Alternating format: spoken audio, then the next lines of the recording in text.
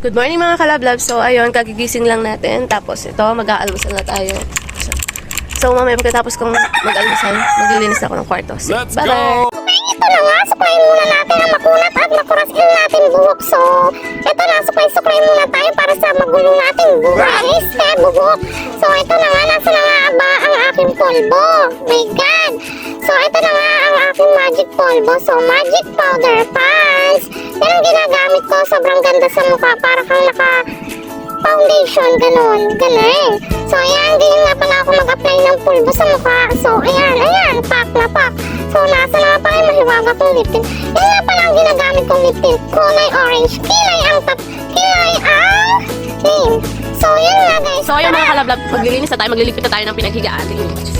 Oh, so, si Mr. kasi pagbabangon, lalabas lang, wala, hindi yan, nagtitiklop na. Pero okay na to, para may magawa rin naman tayo. Nakakaboring pag walang ginagawa. Graceful.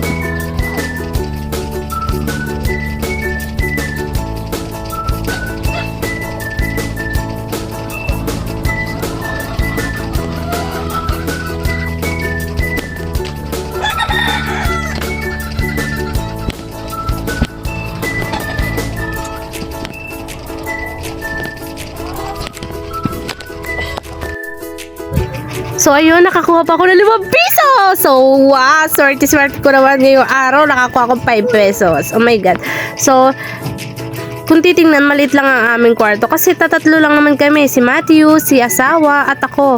So kasyang-kasya, medyo luwag pa nga para sa amin ito eh. Pero okay na din ito para nakakabelo-belo kami. Alam nyo na. Char! So yun lang mga kalablab. Yan, maglinis-linis muna tayo nang may magawa tayo sa ating buhay. Hindi yung mangingialam tayo ng buhay ng iba. So yung ating bahay na lang ang ating ayusin. So,